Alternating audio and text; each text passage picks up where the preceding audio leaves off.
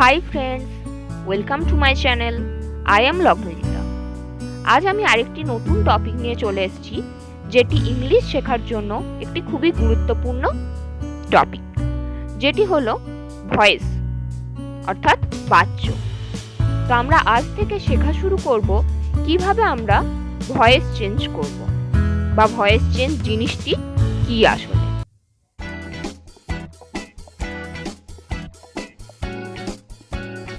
Voice change অর্থাৎ বাচ্য পরিবর্তন।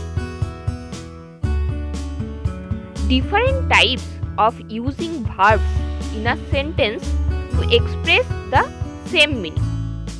অর্থাৎ যখন একই অর্থ প্রকাশের জন্য সেন্টেন্স বা বাক্যতে ভার্ব বা ক্রিয়ার ভিন্ন ভিন্ন আকার ব্যবহার করা হয়, অর্থাৎ বিভিন্ন রকমভাবে আমরা ক্রিয়া বা ভার্বের ব্যবহার করি, সেটিকেই আমাদের বলা হয় বাচ্য। এবার আমরা এর আগে দেখেছিলাম টেন্স, সেটিও ছিল ক্রিয়ার কাল, অর্থাৎ কাজটি কখন হচ্ছে সেটির উপর নির্ভর করত। কিন্তু বাচ্য হচ্ছে যে ওই সেন্টেন্স অর্থাৎ বাক্যটিতে ভার্বটি কিভাবে ব্যবহার করা হচ্ছে সেটিকে বলা হচ্ছে বাচ্য অর্থাৎ ভয়েস। এবার আমরা দেখে নিই ভয়েসের বিভিন্ন টাইপ। জেনারেলি 3 টাইপসের ভয়েস হয়, যেমন অ্যাক্টিভ ভয়েস, প্যাসিভ ভয়েস এবং কোয়াসি প্যাসিভ ভয়েস। এবার অ্যাক্টিভ ভয়েস অর্থাৎ এটি হচ্ছে যেগুলি আমরা টেন্স করলাম সেগুলিকেই বলা হয় অ্যাক্টিভ ভয়েস। যেমন এখানে যদি আমি ডেফিনেশন দেখি, অ্যাক্টিভ ভয়েস হচ্ছে when subject directly do the task, অর্থাৎ যদি এখানে সহজভাবে বলা যায় যে বাক্যের সাবজেক্ট অর্থাৎ কর্তা যে থাকে যখন নিজেই কাজটি করে তখন সেটিকে বলা হয় অ্যাক্টিভ ভয়েস। এবং প্যাসিভ ভয়েস হচ্ছে when subject not directly do the task, অর্থাৎ যখন বাক্যের সাবজেক্টটি নিজে কাজটি করে না। যেমন যদি একটি এক্সাম্পল নিই তাহলে এটি আরো ক্লিয়ার হয়ে যাবে। যেমন আই লাভ মাই মাদার, তাহলে এটি যদি বাংলা করা হয় হবে আমি আমার মাকে ভালোবাসি। অর্থাৎ এখানে কাজটি কি? লাভ, ভালোবাসা, যেটি কে করছে? আই হচ্ছে এখানে সাবজেক্ট, তাহলে আই অর্থাৎ আমি নিজেই ভালোবাসছি।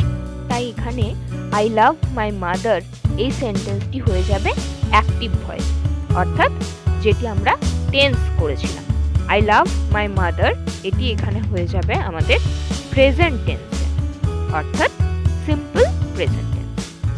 একইভাবে যদি আমরা এটাকে প্যাসিভ করতে চাই তাহলে আমাদের এটি হবে my mother is loved by me.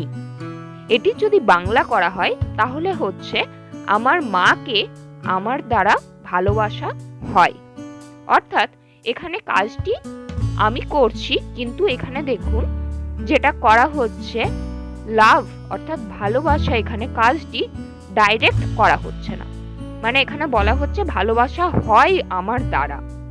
Direct এখানে বলছে না যে আমি ভালোবাসি অর্থাৎ আমি কাজটি করি, আমার দ্বারা করা হয়, এইভাবে বলা হচ্ছে।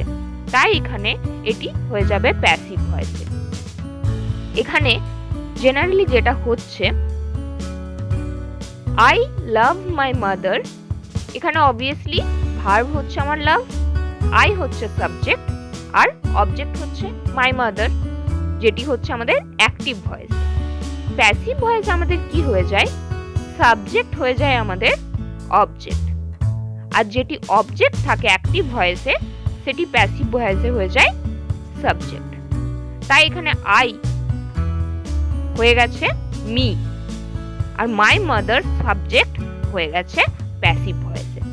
আর লাভ ভার্বের সাথে একটা ইডি অর্থাৎ শুধু ডি যোগ হয়েছে এবং আগে ইজ যোগ হয়েছে।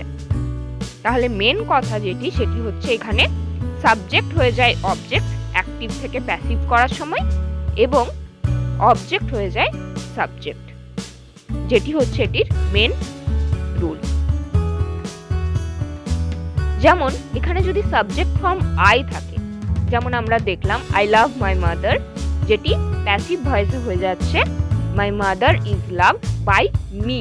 অর্থাৎ আই যদি থাকে অ্যাক্টিভ ভয়েসে সাবজেক্ট ফর্মে, তাহলে সেটি অবজেক্ট ফর্ম অর্থাৎ প্যাসিভ ভয়েসে কি হয়ে যাবে, মি।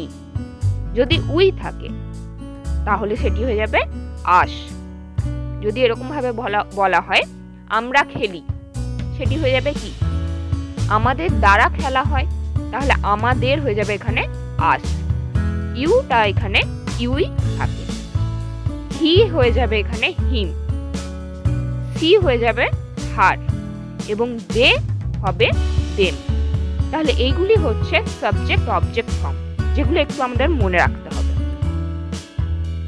নেক্সট যদি আরো আমরা এরকম কিছু এক্সাম্পল দেখে নিই, যেমন আই ডু ইট, এটি হচ্ছে আমাদের অ্যাক্টিভ ভয়েসে।